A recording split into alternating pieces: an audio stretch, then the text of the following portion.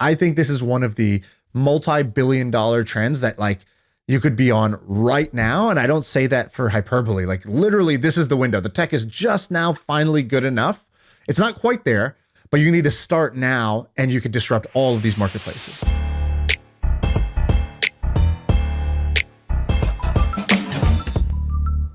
All right. I went out with Hassan last night for dinner. Can I tell you about it really quick? Do it. It was awesome. So he like admires you a lot. Do you know that? I admire him a lot. So you pronounce his name Minhaj or Minhaj? Minhaj, right? With an H? I think his name is actually pronounced Hassan Minhaj. And Hassan? everybody calls him Hassan Minaj because it sounds awesome and it's like Nicki Minaj. Nicki Minaj. And so, you know, whatever. I don't know how strict he is on that. Well, so basically the story of this is Shaan interviewed him last year. I thought I saw him on the street and I ran up and like went and said, hey, and it actually wasn't him. And I looked like an idiot and I tweeted about it and he texted me. I guess he got my number from you and he texted me and we went and hung out. So this guy's like this, you know, pretty big deal comedian. He is so smart. He's so much smarter than I am. And that's what I learned that. And number two, I was so intimidated to be around him because I didn't know if I was like, can I make him laugh? If I can make him laugh, I'm like, this is a win. And I really didn't. I didn't make him laugh. I failed. I did not. I could not make him laugh. And he like showed me these books that he's reading and I wanted to Google, like, I wanted to tweet this out, but I was too embarrassed. So maybe you could tell me, but I like Googled like books on how to be funny. Cause after I hung out with him, I was like, dude, this guy's got me in a trance. He could tell me about anything. He's so funny and good at storytelling. Like I'm so into it. And I was like, I want to figure out how to be funny. And I went on Amazon and I Googled like how to be funny or like how to be clever. And do you remember years ago when I wrote that article about this guy who games the Amazon Kindle system to rank really high and it's like shit books, but he like buys reviews? Right. Dude, it's like 6 of the top 10 on page 1 were all him.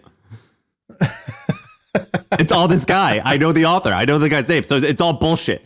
Are there good books that I can read, you think, on how to be funny or how to be clever? Like, I felt like such a nerd. Like, I was going to tweet this out, but I'm going to look like the biggest virgin on earth. Just like, how do I like be clever in a conversation? Yeah, I don't know, dude. I feel like this is it's like a skill that's only passed down, like, you know, by hand. And it's only like trial by fire. Like, you have to like learn this when you're 12 and get good at like busting people's balls and like saying the funny thing in class. Like Theo Vaughn has this like hilarious, I know you like Theo too, so he has this hilarious story he tells. He goes, dude, I was in my like freshman, I remember the first time I realized I was funny as a comedian. He's like, it was my freshman year at college and I was going to school in Louisiana or whatever. He's like, and my professor said to our class, he was like, you know, look to your left, look to your right, you know, statistics will say that, you know, one of the 3 of you, 1 out of every 3 people are going to end up being like a child, whatever, molester or something like that. He goes, and I stood up and I just go, not it. He's like getting killed. And then he's like, that was the moment. And first of all, it's just a hilarious story. And secondly, I think there's some truth to like, you have these little moments where you get rewarded for being funny early on in life. And you're like, ooh, more of that. All right. How do I get more? That laugh I want more of that. And then you just keep doing it. Talent's real, but I think I think just like anything, like, you know, some people will never be able to dunk, but you definitely can improve. You can learn how to dribble better than before. For sure. Like there's got to be a skill. There's definitely a skill here. You know, I think like the best are definitely just born better, but I can be good. I can be good at least. There's a YouTube video that you should watch.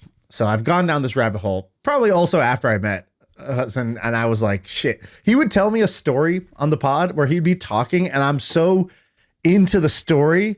I'm like, you know, what is it, eating out the palm of his hand.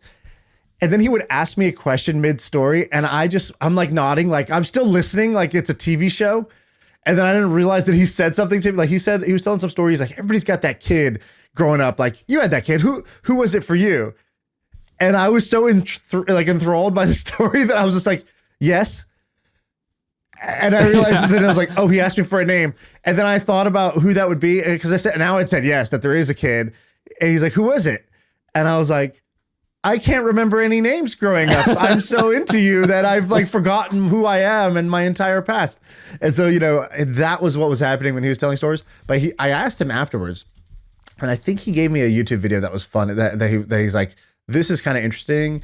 So it's called Mark Normand, How to Write a Joke. And I think it's like an hour-long podcast. So it's the thing is called Writing a Joke with Mark Normand. And Mark Normand is a good joke writer. He's a funny comedian. Yeah, he's great.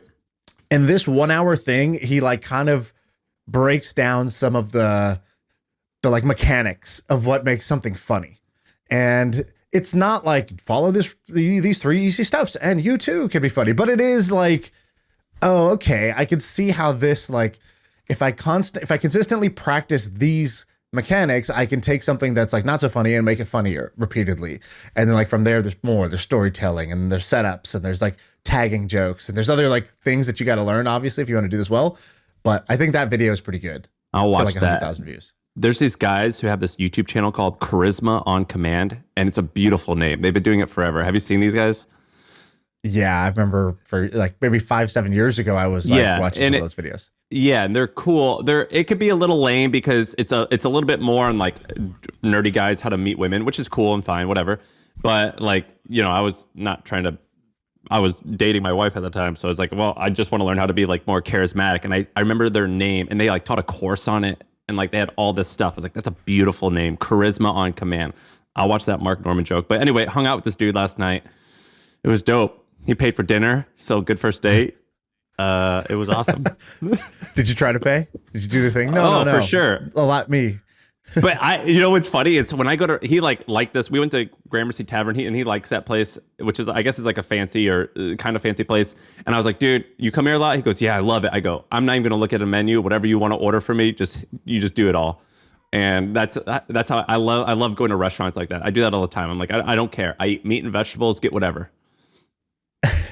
So I was no. I was the best is date. then after they order, then you complain. You got to do that too. That's the true D-bag move. By the way, you know one thing people liked from the last pod, or maybe a couple pods ago, I got a bunch of DMs about this. They were like, "Dude, I love the homie move that you said."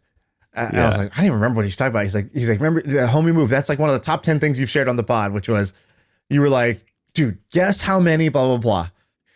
And like when you say that, obviously it's something impressive, but I kind of guess low so that you can have your punchline where you're like 100 million. And I'm like, oh, I only said 10 because I kind of knew it's more than 10, but let me give you this moment. People love that. I thought that was hilarious. Yeah, I saw the comments. People did dig that on YouTube. All right. So I made a little vow to myself to bring more specific ideas and stories to the pod, because I personally love the free flowing, just like wherever a conversation goes, it goes. But I want to make sure that, you know, we have the entree, not just tapas. It's not just the appetizers. I want to have the entree. So let's jump into a couple ideas here. I got a few too, or I got one big one. I'm going to go one and then you go one. All right. So we've talked about this a little bit in the past. DALL-E and like how much AI is advancing. And I don't know if it's just like my TikTok feed keeps feeding me these, but every day I see a new incredible thing that AI can do. You have to explain what DALL-E is. Has just blown me away. What's that? You have to explain what DALL-E is. Oh, DALL-E is a program. It's a artificial intelligence program.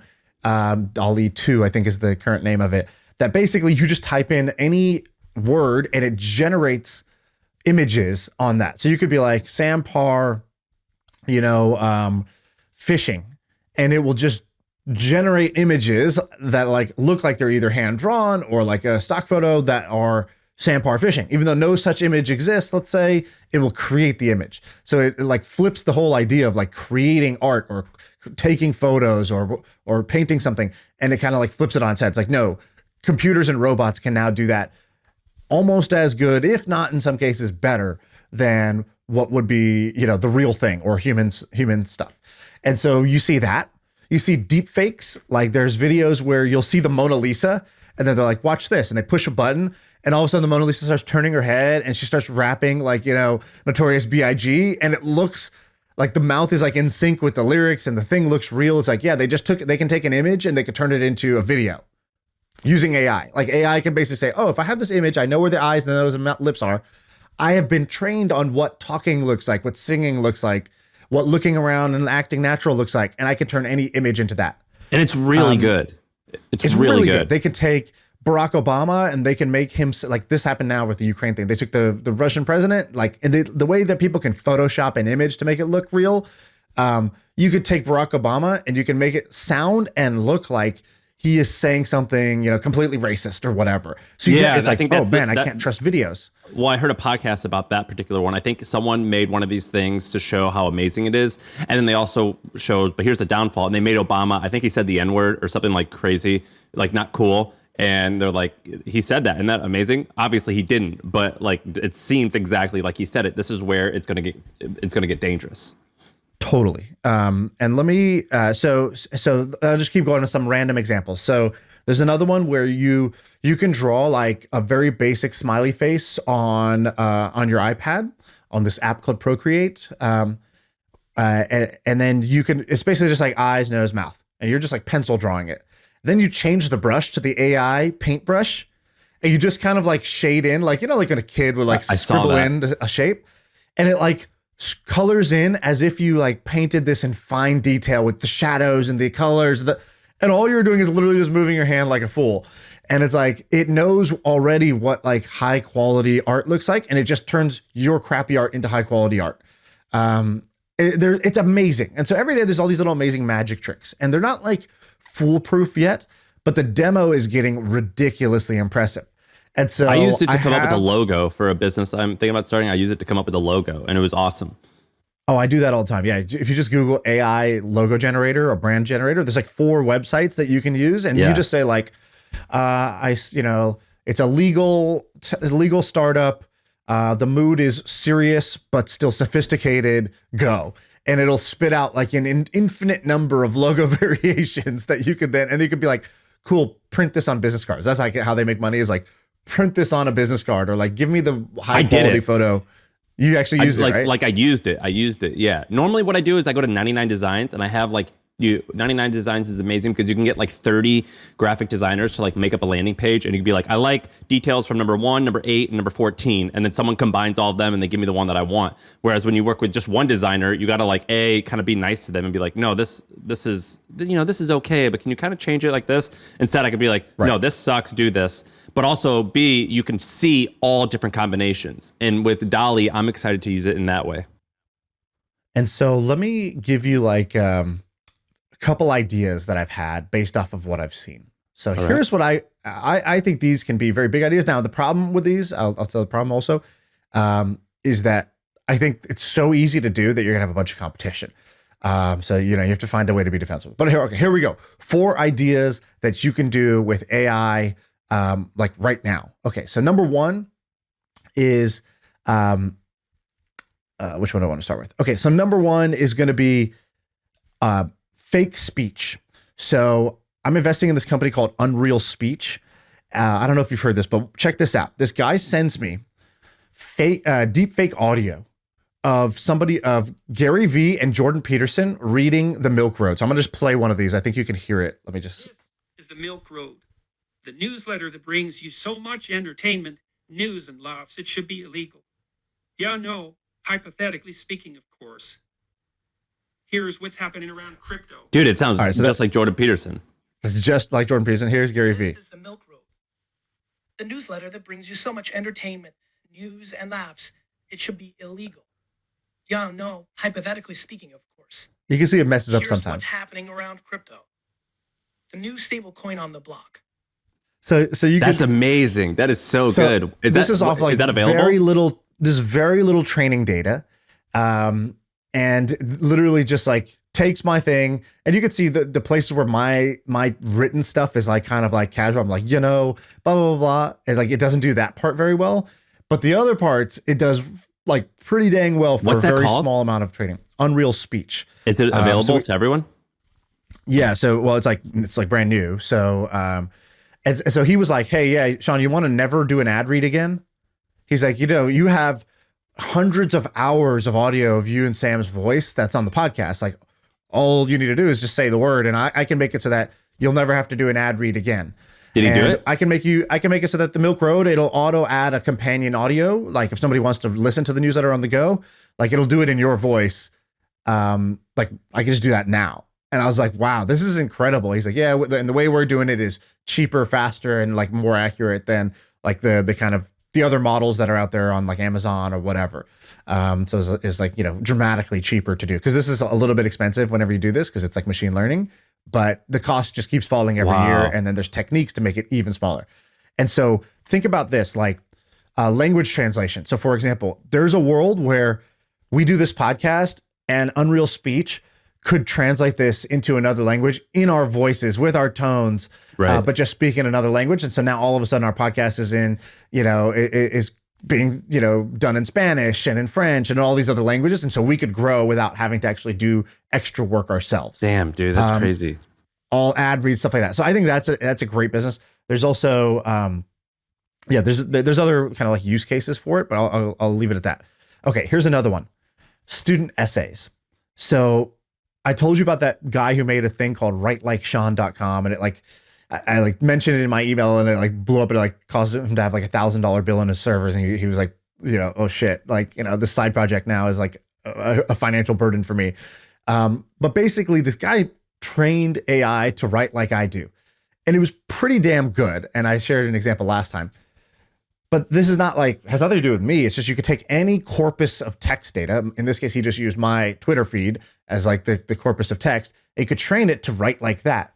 Well, there's one of the big things like, I don't know if you remember growing up, but like you get assigned, you have to write an essay in school.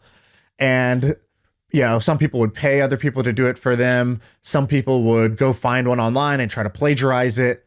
Well, this is going to basically screw that whole thing up, because I'm going to be able to go on there and say, hey, write an essay about World War II and Germany's role in it, in the sophistication of a 10th grader. And it's just going to spit out a full essay, or like 1,000 versions of an essay. And I could just pick the one I like, and I could just edit it in like maybe 5 minutes to like get rid of any like crappy computer mess ups. Dude, this is wild. You remember Turnitin.com? The essay will be done. Did you have Turnitin.com? Like it would help you, like if you submitted, you'd have to submit an essay. In high school, it happened. So I used to like, I had this website that like would give you free essays, and I would use them all the time. And like most people do it, but a lot lot people do it. And some people out there will think this is okay. A person, and a person did it, and it was awesome. And you like rewrite it a little bit. But then they came up with Turnitin.com, which ended up becoming like a huge company and sold for billions of dollars, I believe, where you would turn in your paper essay, but then you also had to submit an electronic copy. And it did a pretty good job of finding out if it was plagiarized. Frankly, I have no idea how it did it. And I don't actually think it's that sophisticated of technology, but they just sold to schools and they like trusted that it was legitimate. Because like if you just Google a phrase in quotations, you could see like where, you know what I mean? It's like not like that sophisticated of a thing, but like it would alert teachers like, okay, like 98% of this is copied from somewhere else. Right. But yeah, it ended up being the teacher doesn't business. want to like Google. The teacher doesn't want to Google everybody's thing. So yeah, that makes total sense. And that's exactly the case. I think you're going to have the creation of stuff, of content on the AI, auto-generated content. And then you're going to have the fact-checking side, the detection businesses also. Both are going to boom. You're going to have things that take a video and say, is this a deep fake or is this a real video? You're going to have another one that's like, is this a auto-generated content or did a human write this? Like, it's like the opposite of captcha. When you go to a website and it says, prove that you're a human, it's going to basically be like, prove this isn't a robot, is basically what you're going to have to do in order to trust that this person actually like did the work that's required for this. So I think that's going to be like on both sides, there's going to be businesses. I'll give you another area that's going to get totally disrupted. Print and patterns. So people talk about like using AI for stock photos, using AI for maybe like auto-generated music. That's all going to happen too. But here's what I think is like more low key. Like when Patrick came on, he was talking about quilt businesses. So there's a huge market of just pattern making. So this is for all like clothing, blankets, curtains, whatever. Basically, patterns and prints are everywhere, in apparel and fashion. And so if you want to go and actually like make clothing, you will often use like websites that have large libraries of patterns and prints. What happens is today somebody hand draws each one of those. It's like, oh, this floral pattern or this, repeating pattern of, whatever. It could be like fire trucks for like, some kid thing or whatever. And then that person gets paid when you go buy that pattern. You buy it for whatever, $100, and now they get that as their like royalty stream. Well, this is all going to go AI, in my opinion. Somebody can compete with these because the sites that do this, they're worth hundreds of millions of dollars. These marketplaces that have the creators and they have the searchers. Yeah, we talked about one of them. I forget what it was called. I think it had gotten acquired by PE for like 400 million. Yeah, flower something. Yeah, it's not some flower. Flower cloud or something. They what that's going to turn into is I'm going to go on there. I'm going to be like, cool, I'm making a galaxy theme. I want a galaxy themed repeating pattern. So I'm just going to write galaxy themed repeating pattern, and it's going to generate galaxy themed patterns. And then they will be able to charge 1/10 of what the other sites do because there's no human involved. And they'll just keep all of that revenue for themselves. So they will become the supply side of the market. So this is like, you can build $1 billion marketplace because you now don't have to worry about supply. It's what Uber's trying to do with self-driving cars, right? It's like, hey, we can make these rides way cheaper and we can make this whole system more efficient. We just got to get to self-driving. And Tesla's trying to do the same with the robotaxi. It's like the big idea in transportation is getting rid of the driver. The same thing is going to be the case with artists. It's like, we're going to get rid of the artists. We're going to not need somebody to do the photography, the videography, the music, the pattern making, the voiceover work. That's what Unreal Speech is, right? It's voiceover work. The essay writing, the 99 designs, every single one of those, they're either going to have to release this and kill their own supply side, or someone is going to come and do it and eat their lunch. I think this is one of the multi-billion-dollar trends that you could be on right now. And I don't say that for hyperbole. Like literally, this is the window. The tech is just now finally good enough. It's not quite there, but you need to start now and you could disrupt all of these marketplaces. Do you ever recognize stock image models on different websites? Yeah, there's this guy who's in The Bachelor who's a stock image. And he's in a bunch of funny, whatever, random kids Halloween costumes. It's like, there's that guy. And then you see him again on this hot sauce commercial, there's that guy. And he's just this generic smiling black guy. And it's like, they just reuse him everywhere. I saw the lady that was on the Google Analytics page. It was two ladies. And I saw one of them in public and I went up and got a picture with her. And I saw her and I recognized her. And then there's this other lady that was on the Google Analytics page. It's a lot of times the same person. It's like a racially ambiguous woman with curly hair. It's she could be Italian, she could be black, she could be Jewish, white, who knows? It just represents everyone. And I see this woman everywhere on all different websites. I used her a couple times. I love this lady. And I get sick of using the same pictures though all the time. So for some of my projects, I've been using, if you can use DALL-E and you can use a couple other services and they'll give you fake people.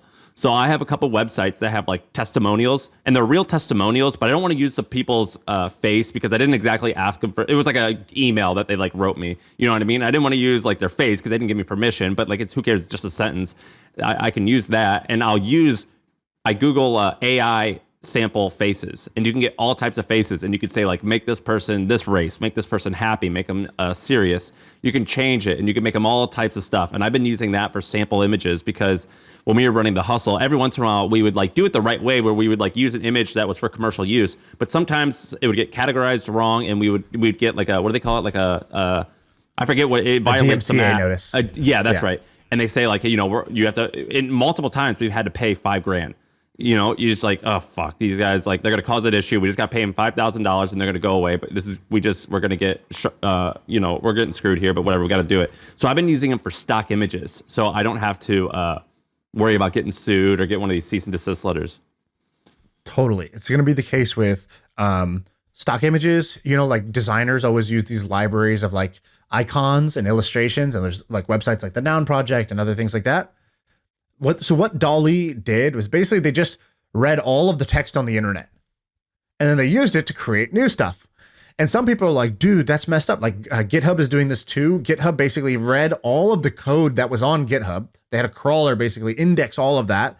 They fed all of that user data, and they fed it into machine learning. And now they have this thing called GitHub Copilot, which is, I think, like, I don't know how much it is, like $100 a month or something like that. But it basically is like, if you're a programmer, this GitHub Copilot can basically help you write your code. You're like typing your code and it'll just autofill, like autocomplete the line of code. So it's like, oh, dude, that makes this $250,000 a year software developer more efficient and more effective, and less bugs and less mistakes and less thinking. It lets a less talented person sort of create these functions and write code. And it's like a no-brainer. Like GitHub Copilot is going to generate like hundreds of millions of dollars for GitHub. That's like crazy. They created this product, flip the switch. It's going to be a multi-billion-dollar product line just because it's generating so much revenue. Wow. And some people are mad about it because they're like, dude, you read my code, you use my code as the training data, and I get nothing from this? Like, that's crazy. You're going to basically put me out of a job by using my own data as the training data for this. And that's the same thing that's going to happen with these websites. By the way, Ben found Spoonflower was the name of the pattern Spoonflower. So all you have to do if you're doing this is like, you're going to go and you're going to scrape and crawl Spoonflower. You're going to ingest all of the patterns with all of the tags. And then you're going to basically train a data set so that it says, okay, cool. This is what a pattern with X, Y, and Z keyword looks like. Great. Now you give me that keyword again. I can generate 500 new patterns from scratch. And Spoonflower is basically going to create its destroyer in that sense. Like, it is going to, the data from stuff that's already on the internet is what's going to destroy those services. And I say it kind of like, in a violent way, like destroy and all that stuff.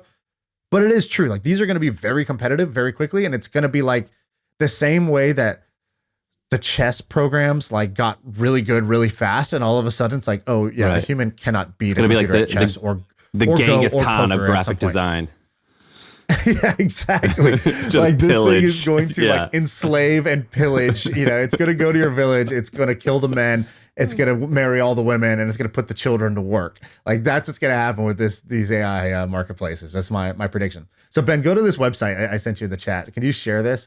Sam, I think you've used this before too, but it's a cool one for people who don't know. It's thispersondoesnotexist.com. Yes, that's what I used. And so, like, look at this guy. That looks like you, Ben, kind of. I mean, just looks like a basic white dude. This guy, Yeah, this looks now like a the AI is mugshot just on trolling. Dateline.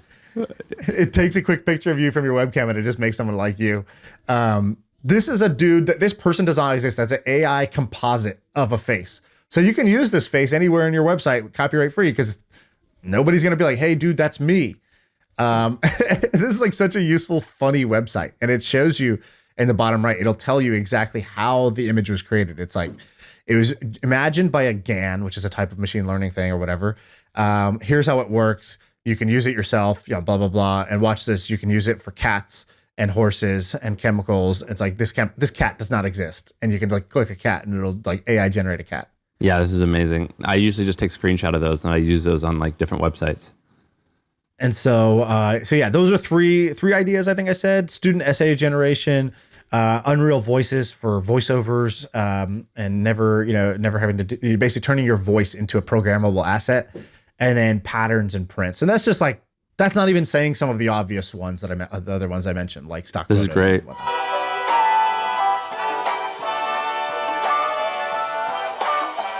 million isn't cool. You know what's cool?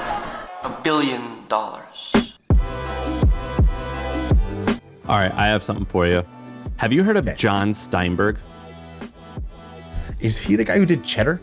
Yeah, so listen to this story, and there's a reason why I'm telling you, but let me tell you the story. So basically, John Steinberg was the COO of BuzzFeed for a long time. I think when he joined BuzzFeed, it was like 20 people, so he wasn't quite the co-founder, but he worked his way up to be COO, and he was like the ad sales guy who became COO, and he kind of was like pushing it hard, and it was almost like a co-founder of BuzzFeed. And he's incredibly aggressive, very aggressive. And he started this thing years ago, like 8 years ago, or maybe 6 years ago, called Cheddar.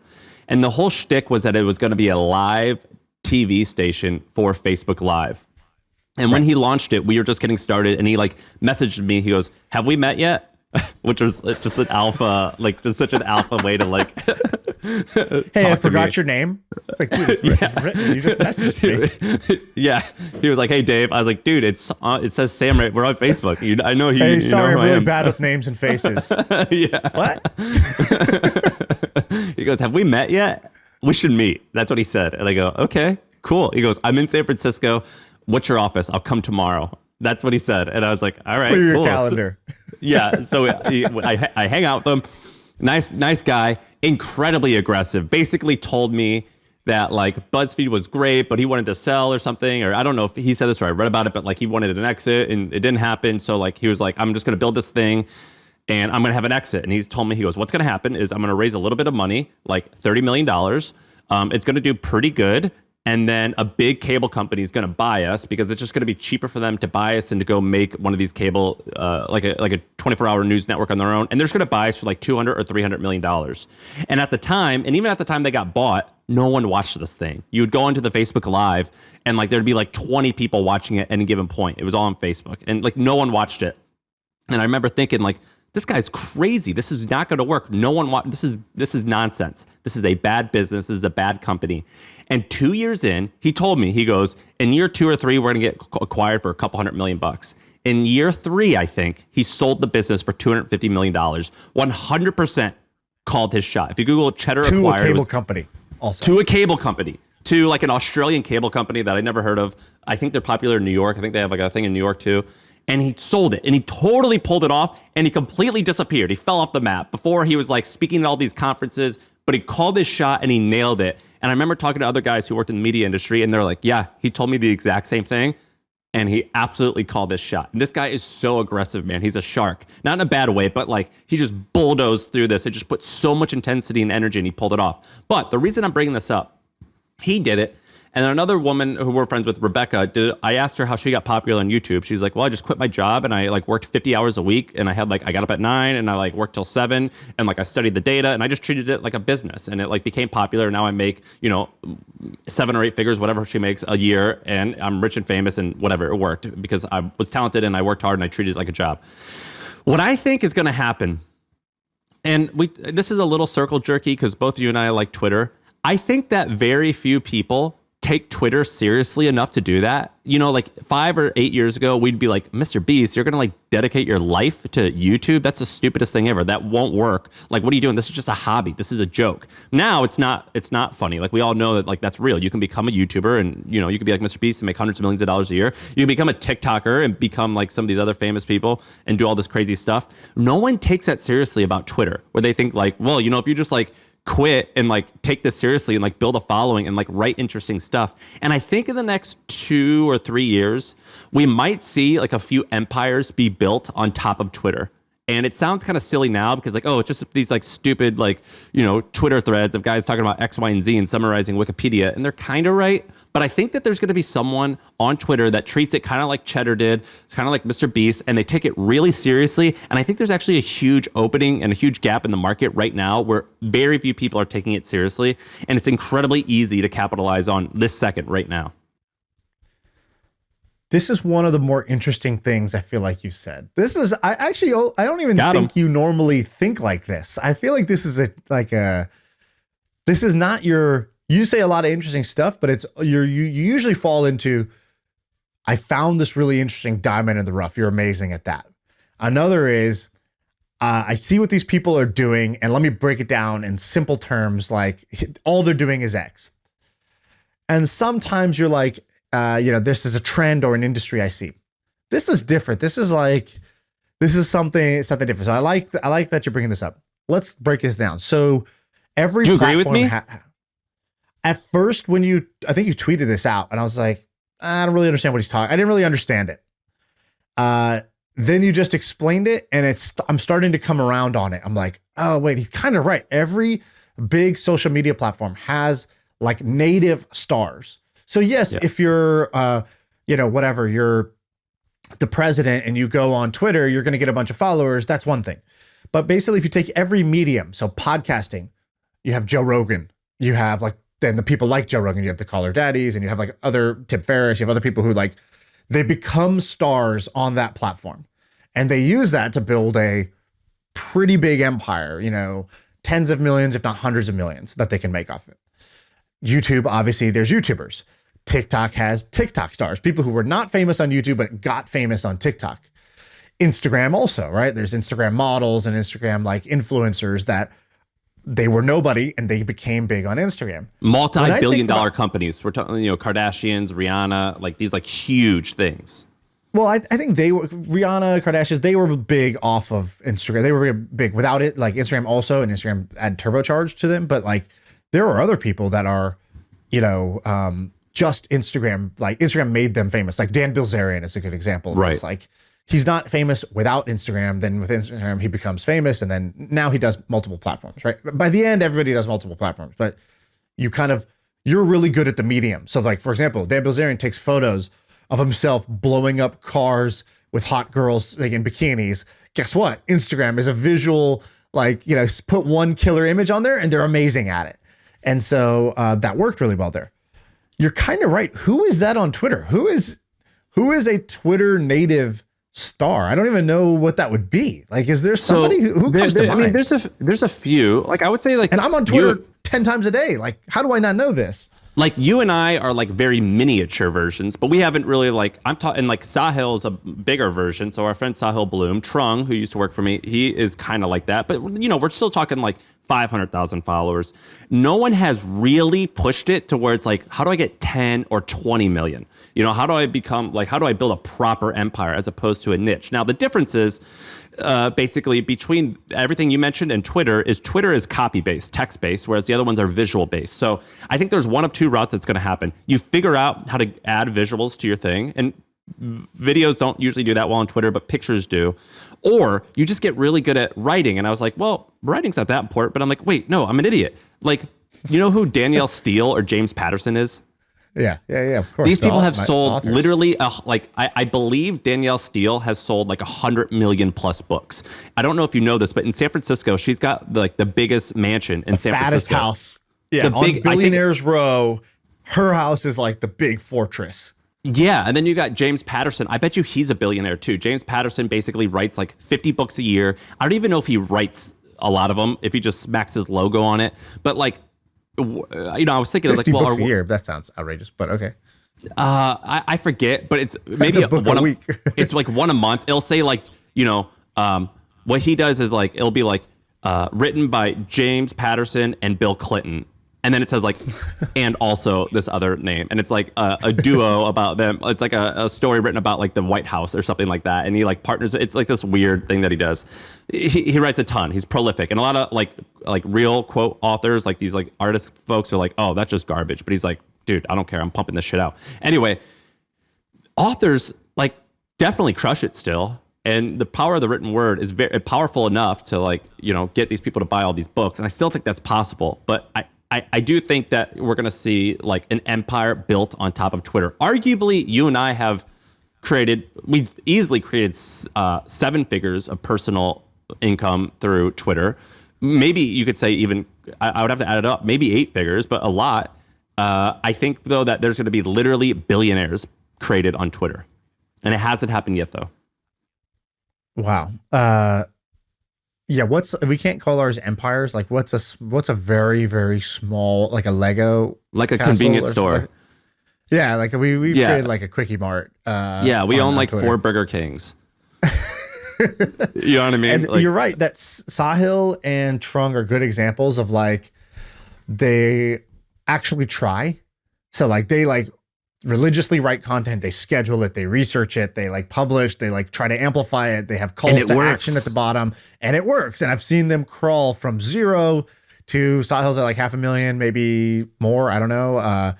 Dude, Trung, a lot of people don't even know that Trung worked at The Hustle. He wrote the daily email. We found him when he was working at like as a financial analyst. It was all internal reports. He signed up for Twitter while he worked at my company. And we all like shared each other in this like silly circle. And now he's got 600,000 followers and he's like a personality and like people know him. Like they talk about him and how he's funny and all this stuff. And I think it's going to happen. And like when I tweeted out that event thing, 1,000 people signed up and I'm like, oh my God, like why aren't you actually see Instagram, like you'll see like the Jake Pauls and the Logan Paul, they'll like say like, I'm going to be, when they were starting on YouTube, they're like, we're going to be at this location, come. And they film all these crazy videos of all these people around us. No one's doing that shit for Twitter. And I think that someone needs to just take the YouTuber playbook and just deploy it here and take it full time and seriously, and they could create tens or hundreds of millions of dollars of wealth.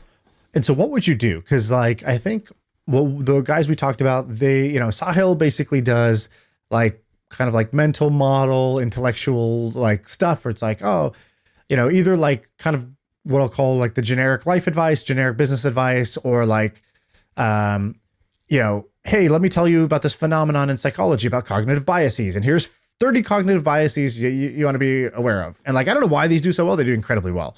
That's not my cup of tea, but it's definitely other people's cup of tea for that. Here's what they need to do. Here's how you cross the chasm. Here's how you cross this threshold. So basically, these guys are popular on this Twitter medium, and Twitter is it feels like a 1-to-1 a little bit, or maybe like a 1-to-10. It's like me and my 10 friends like consume this and we'll joke about it.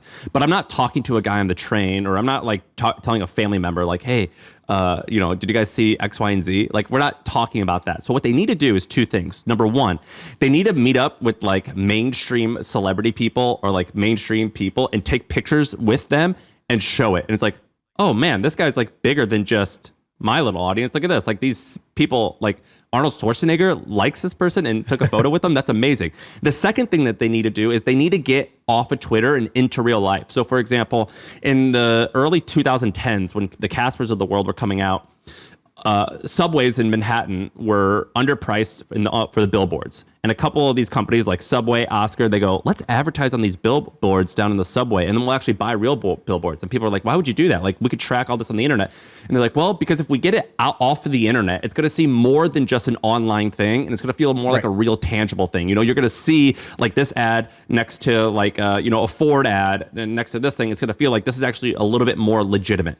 And so what they need to figure out is how to do that. So you do that by having real life events. You do that by like getting a book that you publish. You get that by getting a cameo on a TV show, and you like get everyone in on the joke. It's like, hey, everyone, check this out. They asked me to be a background on Friends. Like, here, look, you can see my head. Isn't that hilarious? Like, you do these things like that where it's like real life and like bigger than just this 1-to-10 thing.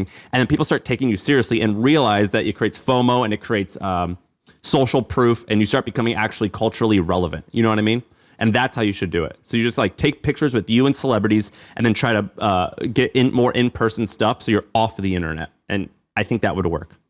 Yeah, I think that's good advice. Like, people will believe about you what you believe about yourself, and also people will believe about you what they think others believe about you. So if I see you hanging out, you know, if I see you, this is why YouTube works, right? Like, people on YouTube will have like, you know, or Instagram, they'll have like, they're taking a picture, but it's actually the background. That's the picture. It's like, I'm just trying to show you that I'm sitting in this car or at this place or with these people. And there's like, everything that's said is actually in the background. The foreground is just kind of like your excuse to say it. Or when Casey Neistat's like walking through New York and he has kids coming up to him and goes, hey, what's up, kid? Say hi to you're on the vlog. Like, you know what I mean? It's like, oh, wow. Like in New York, Casey gets recognized everywhere. He's more than just what I see on my screen. And like celebrities do this, they like, when they like tip off, you know, the paparazzi to come like take pictures of them, and they're like, they like pretend like they're trying to not be seen, but then like they actually, it's like a deal. Like, hey, dude, I'm going to be here. Come show up and take my photo. And then we're going to use that photo for this, or they'll like, you know, do stuff like that. So I think that's a thing. Like, I had a buddy who created he's got like an online e-commerce brand. They opened up their first store. The store's not going to do that many sales, but just showing that, hey, we opened our first store in New York. It's like kind of like, you know, wherever in New York, some like small place. And it's like, just that makes it feel like this brand is more trustworthy. It's more established. It's more legit. And then they had a bunch of friends, like 15 friends show up, and they were like doing a ribbon cutting ceremony. And the friends are all like, hey, wow, yeah, hey, question for you. Like, you know, like trying to pretend like they're the media. And like, if you zoomed out, it's like 10 people standing in a small cluster. Right. But like from the right angle, it looked like a mob was at the store. And again, it's like this perception creates some version of reality. So I definitely think that helps. I don't think that's enough to build the empire. I think you got to do two things. One, be in it for like the next 7 years. Like Mr. Beast and all these guys, they didn't start with like, you know, as big as they are. It takes like 5 to 7 years to build something like really, truly massive. The second is I would stop trying to jump off Twitter and go to other places and be like, this is where the good shit is. I'm going to master this medium and this medium. Totally. Like, I'm going to make it work here.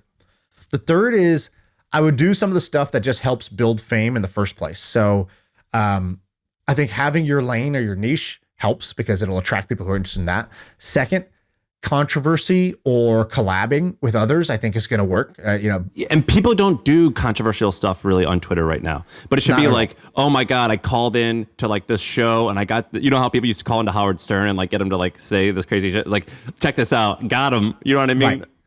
Well, some people do it and it works. Like there's a guy who's doing this with Zach Weinberg or something like that. Yeah, he's like hilarious. I love that guy. Built and sold like I don't know, a $2 billion company in like the biotech space or some shit like that. But why does everybody know him? Because he's the guy who just will consistently shit on crypto. He just is challenging people to fights about crypto, and he's just trying to debate them in public and embarrass them. That is his whole shtick, and he's getting so much fame for dunking on people in crypto, and because there's a set of audience that likes to A, watch a fight, and B, that is anti-crypto, has some anti-crypto feelings, and they're like, he is their champion. You go debate people because I don't know if I would be able to. And so that's exactly how Ben Shapiro got famous too, by the way. And on top of that, then you have like Keith Raboy or whatever, people who are just like a dick to other people. Like he'll just like respond to somebody like wrong. And they're like, well, explain, like, I'd love to hear your perspective. And he's like, I don't share my perspective with fucking losers or whatever. Like he's like, he'll shit on you once. And then even if you try in good faith to come back, he'll be like, the data is out there. Go read a book. And yeah. Like, one time he was like, the best thing goes, I've forgotten more about startups than you'll ever even know. Yeah, exactly. Or he'll be like, call me after your 6th unicorn because that's where I am or whatever. Like he's like, obnoxiously just like shitting on people. And it's hilarious. And because of that, like the controversy spreads. Some people hate him, some people love him. And he kind of uses that to grow. So anyways, I think controversy is also another underrated thing. There's a bunch of things that people need to do, but I would say the main one is like find your angle, your hook, your niche. Like for Casey Neistat, it's the daily vlog. For other people, it's the explainer videos. It's like whatever. You got to find that for you on Twitter and then like do it for 5 to 7 years and have faith that like, just like it wasn't obvious that being a YouTuber was just such a big deal back then, I think it's not that obvious, to your point, that you can do this on Twitter too. Yeah, so that's my pitch. I think it could be cool. All right. Can I tell you about something that I kind of knew about, but has recently blown my mind? Yeah. It's the Thiel Fellowship. So yeah, it's amazing. What the Thiel Fellowship is. Ben, I'm curious. Do you know what the Thiel Fellowship is? Come off mute for a bit. Because I think Sam already knows. I want to talk to somebody who's maybe more where the audience is, which may, aware, but not familiar. Yeah, so I know what the Thiel Fellowship is. I'll tell you just my impression of someone who doesn't know a ton about it is just that it's for essentially high schoolers who are super geniuses. And Peter Thiel is going to give you a bunch of money in order to not go to college and do something cool instead. Kind of. I think it's actually for people in college to leave college for a year. So $100K to basically leave college for a year and work on something interesting. And Ben, if I asked you like, hey, is it like successful, unsuccessful? Do you have any idea? No, except for that I know what's his name did it. The guy who did Ethereum. Vitalik. Yeah, exactly. Vitalik. Yeah. So, which, by the way, I still haven't told my Vitalik story on air, which is I was in Amsterdam and I saw him and I couldn't think what to say. And he's walking right past me and I just turned and went, "You're Vitalik." And he didn't like look or say anything. He just kept walking, but it was him. Did he have security with him? No, he was walking all alone on the streets of Amsterdam at 8 a.m. in the morning. It was just us. Our software is the worst. Have you heard of HubSpot? See, most CRMs are a cobbled together mess, but HubSpot is easy to adopt and actually looks gorgeous. I think I love our new CRM. Our software is the best. HubSpot. Grow better. Yeah, we need to protect this man. He never has security with him, and he's just like wanders around to random cafes and goes to events and stuff like this. I'm like, dude, I really hope he's got such good security that you just can't see them. That's what I'll tell myself. So this Thiel Fellowship thing is amazing. The Thiel Fellowship was exactly what you said. Peter Thiel comes out. Peter Thiel is the kind of original founder of PayPal. He was the first investor in Facebook, put $500K into Facebook early on, which became hundreds of millions of dollars, if not billions of dollars. And Also, prolific investor in a bunch of other things, including SpaceX and other businesses. So Peter Thiel comes out and he basically says, college education is a bubble. He says, college education is sort of a joke. He's like, it hides under this like banner, like it's teaching you something, like you're getting information, but really what you're getting is some version of like an insurance policy. Like, I got this degree, so I'm not going to fall through the cracks of society. And you're getting like, some status symbol, like, oh, I got this stamp on my thing. So it's like a luxury product, like wearing a nice bag. Your Harvard degree is like your Louis Vuitton bag. And so he talks about college and he's like, costs just keep going up and up and up, but the value and the salaries that you make don't go up. And so it's this like overpriced bubble, just like the housing bubble. He says, I'm going to offer something called the Thiel Fellowship, which is $100,000 if you drop out of college and go work on something interesting. And a bunch of people criticize him. They say, dude, like, how dare you? You're telling kids, like the normal phrase is kids stay in school. You're like, we get it. You're contrarian. You're saying kids don't stay in school. And you're like trying to get people to drop out. Like what kind of like, you're worse than a vape, And so, people didn't like what he was doing. And other people were just like, oh, it's cool. But like, who knows if this is going to work or not? Like, all right, you're going to pay this kid $100,000 to, do a summer project. Great. So what?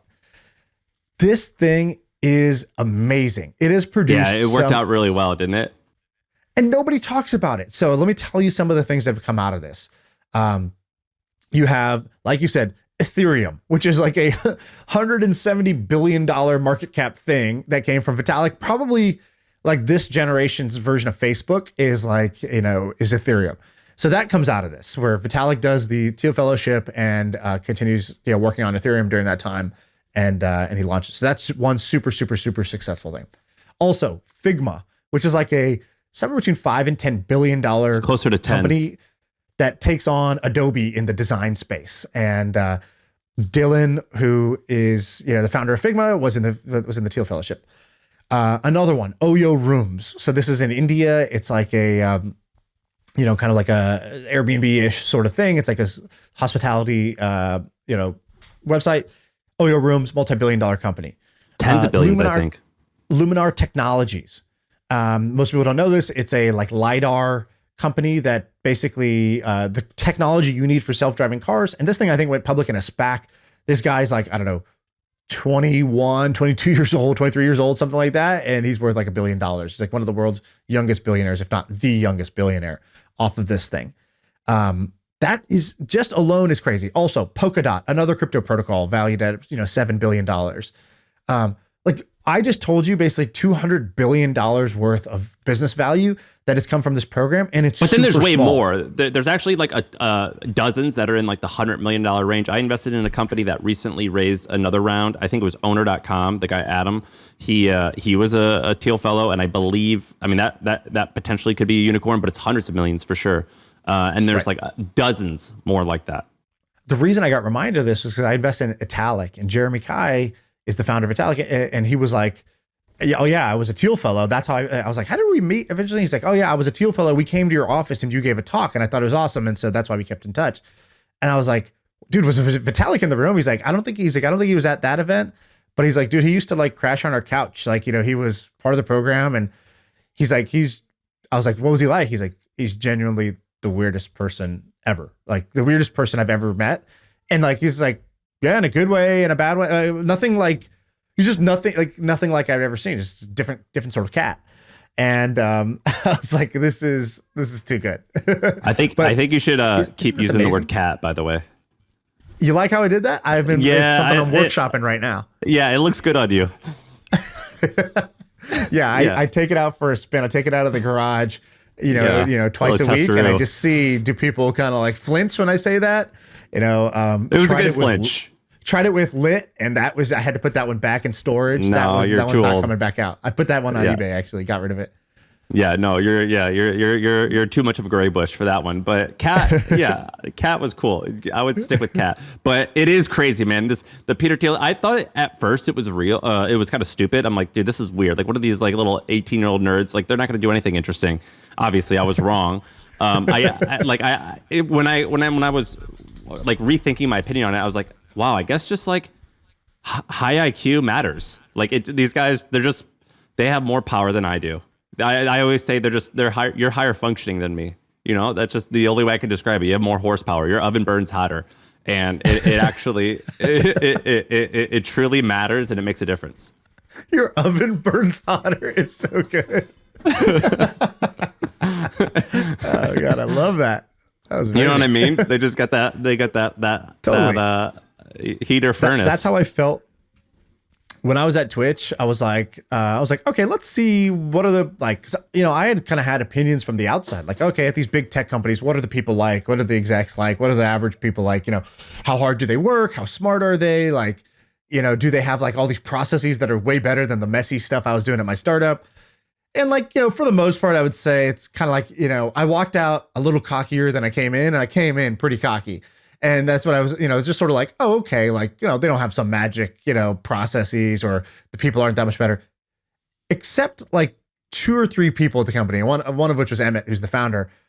You know, we would sit down, and there would be like, you know, data science would be presenting some report on like, you know, some trends. And I'm just sitting there trying to like, it's a 6-page memo. I'm trying to like stop yawning, because it's like, I'm just like, why do I keep yawning? I'm having this like, you know, reflex, and I'm reading this thing. I'm just trying to understand these charts. And like, you just hear this little click, and it's like someone's pen is down. And it's like, you know, if you're taking a math test, like, who's done with the test already? And it would be Emmett. He'd be like, pen's down. He'd be playing Hearthstone on his phone. And you're like, no, he must have already read this, or like, you know, he must just skim. And then they're like, all right, yeah, we're ready to start the discussion. And he would be like, so on page 3, you know, this chart, actually, I noticed that the axis is a little wrong, because, you know, if this was true, then this other chart on page 7 would show this.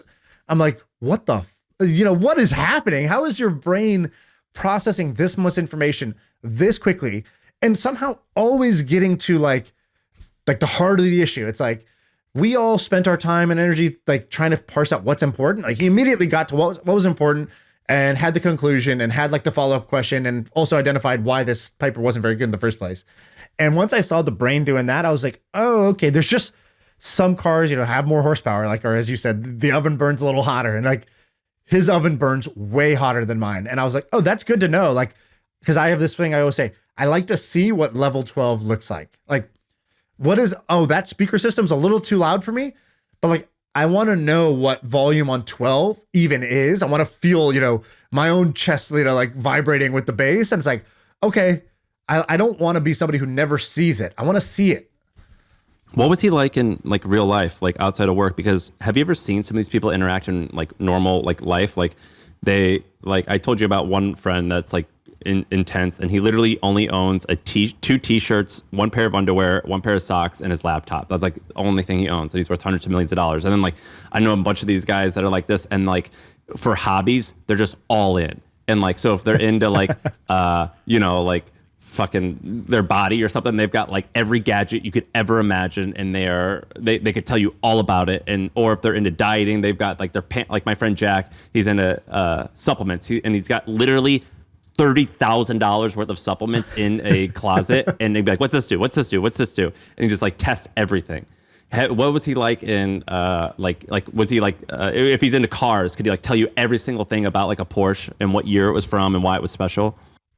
Yeah, yes. But before I tell you about him, I just read this thing that was like about Sergey Brin, the co-founder of Google. And it's like, oh, what is Sergey, like, you know, because he's in the news because of his wife and Elon, all that stuff.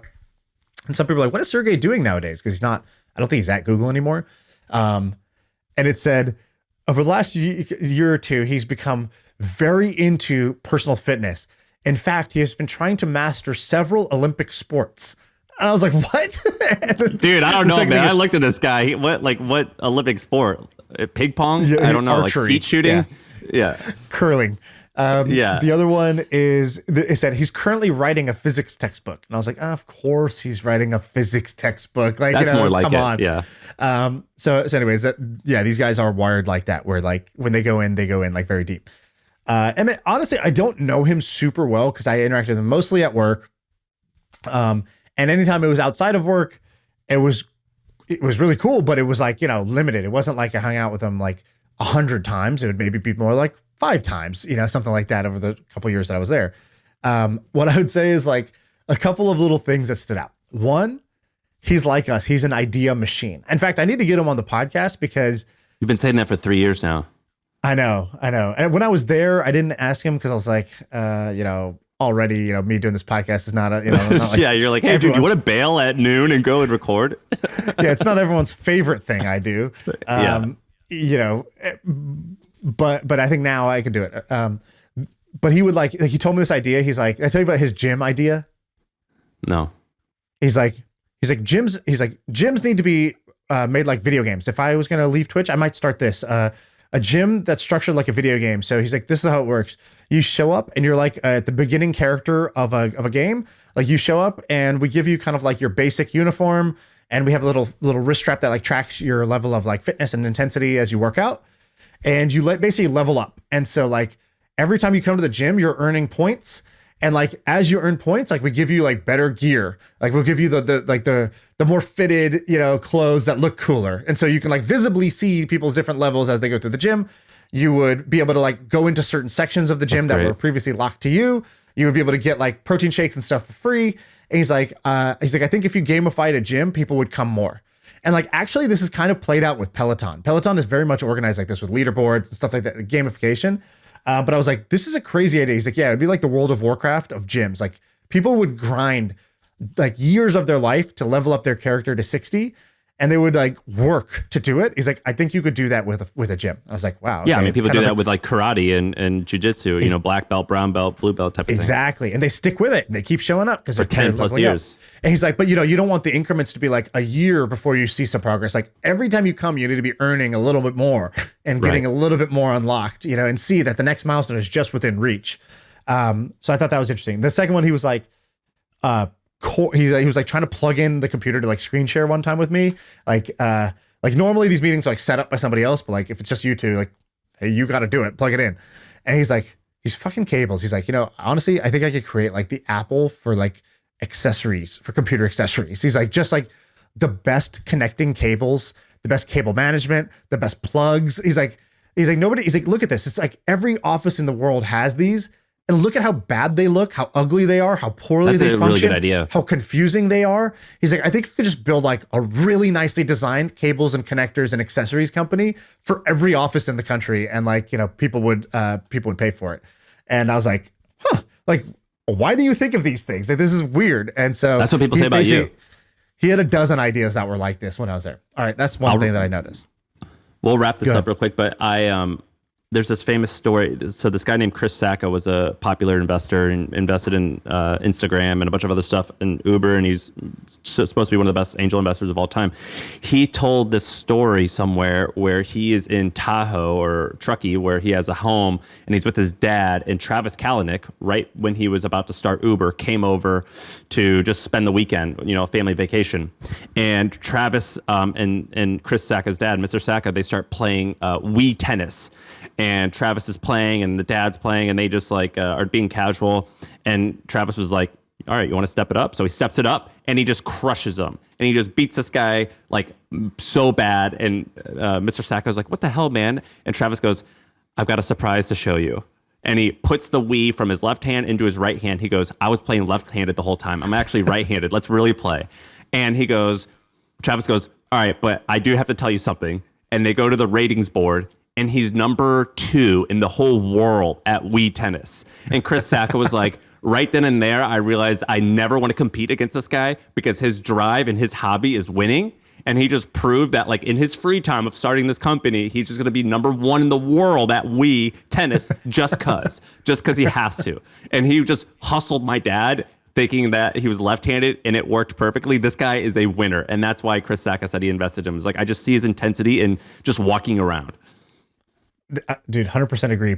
Peter Thiel is the same way. He's like a master or grandmaster at chess, and like in the PayPal Mafia, which is now like the most successful entrepreneur group ever. I think several of them were like very, very high level chess players that have gone through that. That like we're in that thing. There's like something to the oven burns hotter that's like true for some of these people. It's a combination of intensity and capability. That is definitely true. Like. Another kind of like Emmett observation that I was like, that's weird. That doesn't seem normal. So I guess two little ones. One was, I was like, what do you do for fun? Like, what do you, when you hang out, like, what are you doing? He's like, oh, like, I love board games. He's like, you should come over for like a board game night. And I was like, okay, like, what are we playing? Like, Monopoly, like Twister, what do we got going here?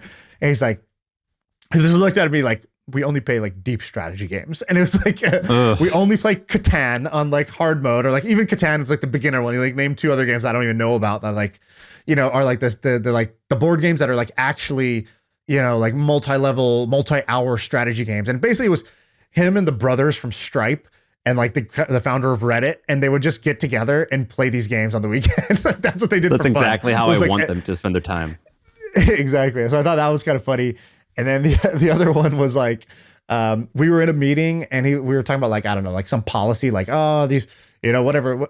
Yes. Some girl streaming on Twitch and like her nipples showing, like, is that okay? But it's like, she lives in Denmark. What are the rules around this? Should we ban her or like what? And so there was always these policy questions coming up over and over and over again. And it felt like you can't win because whatever Twitch did, it was like, oh, dude, they're trying to control us, censor us. Like, they're inconsistent. They should have also changed it over here. Like, it was a no-win policy. And then, like he would have these like, he would have these hobbies, which is like reading like old books that nobody would read. Like no normal person's reading these books. And then he'd be able to connect the dots on two like completely unrelated things. It's sort of like Ben's podcast stuff where it's like, oh, actually, like, the Rothschilds similarly set this up in a, set up their will in a weird way because of this. Maybe you should do this. Like, dude, how do you know all this like really specific stuff from history? He would be like, do you know how the potato farmers governed their like, farms in the Netherlands during the potato drought?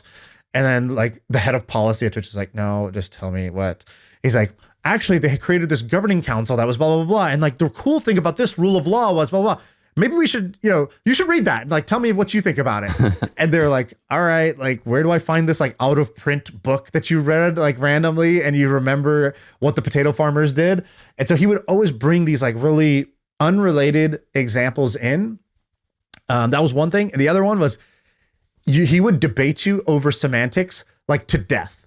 So you would be like, like it'd be like an exec offsite. He'd be like, and somebody would be like, I just feel like we don't have enough like trust on the team. And everyone's like nodding, like, yeah, he's like, collaboration is a problem or whatever. And he'd be like, well, is it trust or collaboration? Because trust means this and collaboration means this. And they're like, well, just like the general like trust, collaboration, just like working together better. And he's like, but like, again, define for me what you mean when you say trust. I just want to make sure I have it right. And he's not trying to like, it's not a gotcha.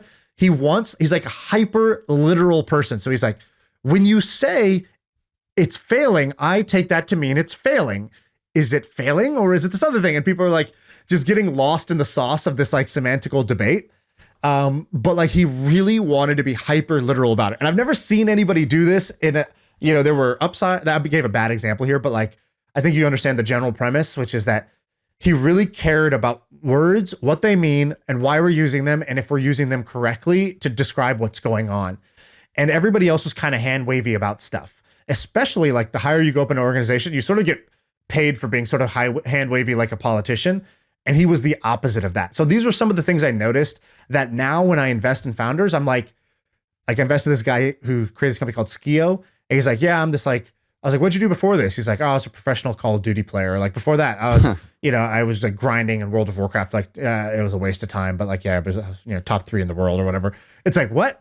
Oh, you were like a top 3 StarCraft player, like, in this on the East Coast server. Like, okay, you're a winner and you're obsessive and you are like, you find the rules of the game and then you like optimize to win it. And sure enough, now like with his thing, he's just like a wrecking ball with like acquiring customers because he just this is the new game and he's like finding rules and he's like maximizing his edge in everything that he can do to the point where he's kind of like a nut job. Dude, but like, it works. At the end of episodes like this, I'm exhausted. I feel like I just exerted so much energy, both listening and speaking. Do you have to take a nap at the end of this? Because you just spoke like with incredibly high energy we've done this we're an hour and 17 minutes in. Do you get exhausted? I take naps after. No, not at all. Really? I leave these on a high. So do I, but then I need to go to always. You never have water. I usually drink 3 drinks while I'm doing these, but like I'm exhausted. I get exhausted just listening.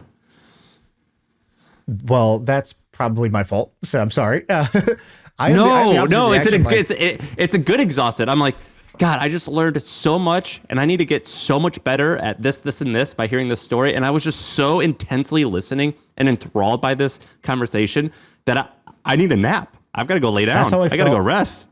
Balaji went on Tim Ferriss's podcast and did like a 3-hour podcast, and I listened to it last night. And like literally while it was happening, I could feel my brain fatiguing, just trying to like digest what this man was saying. He's so and by the way, you also hear Tim Ferriss sound. I love Tim Ferriss. Tim Ferriss sounds like an absolutely defeated man on these podcasts with Balaji, because Balaji would be like, anarcho, on one hand you have the woke capitalist, on the other hand you have the the anarcho-capitalist. Do you know what I mean when I say that? And Tim's like, no, tell me. And like that happens 40 times in the episode. He's like, are you familiar with the concept of the the Schrodinger window? And Tim's like, no, but I assume you can tell me. And he's like, he just does that over and over and over again. Dude, one time when he was with us, he was like, Bitcoin is kind of like Battle of the Bulge. And you remember how the Germans were doing it? And I'm like, dude, I needed an analogy for your analogy. Like, please don't reference Battle of the Bulge when trying to explain a complicated topic.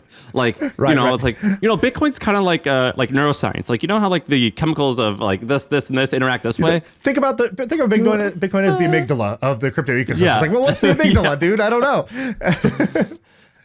That's what was happening. And I guess I did that to you in this case. But no, you're way dumber. I could totally keep up with that. It just was a good story. No, you just talk more. No, I thought it was good. That was a compliment. I get exhausted because I'm like so into it. Like I love hearing these stories so much. We used to do these mastermind like dinners or hangouts where it'd be me, Sam, and like 3 other guys, and we'd meet up every 2 weeks or 3 weeks, something like that. And it would always be like, each person gets 20 minutes and you just sort of say what's going on in your business, what's working, what you want the other guys to like, basically help you think through. And those things last basically, if you just do the math, it's like 6 people, 20 minutes each, but everybody runs 10 minutes over. And like, we start 10 minutes late. It's like, this thing is 3 hours long. And we would always start it after work. So we'd start it at like 7. It would finish at 10:30. We skipped dinner. Nobody's like gone to the bathroom. And basically there was 2 reactions. Some people were like fucking exhausted by the end of this. And they're like, oh, this was great. But like, man, next time let's try to be a little shorter. And like, I get that logically. My reaction, and we used to do some of these at your office. I remember at the Hustle's office. I don't know if you know this. I would leave your office at 10:30 and I would go straight to my office and I would just work for 4 or 5 straight hours because I was I can't do that. I was so inspired. I was like a combination of inspired by the, like, your guys' awesomeness, panicked that like, oh my God, I have so much I need to do that I now realize. And like, oh fuck, I need to do all of this. And I'm just going to try to do as much as I can tonight. And like, it's a combination of like enthusiasm and like feeling overwhelmed by like the amount of potential and ideas and like stuff I could be doing to make our stuff grow more. No, I got to go like drink Gatorade and take a power nap. Like, you know what I mean? Like, I need to fuel up. I'm gonna go eat a Cliff Bar. I get worn out. I'm like, my blood sugar's low. I can feel it. I guess that's the episode, right, Ben?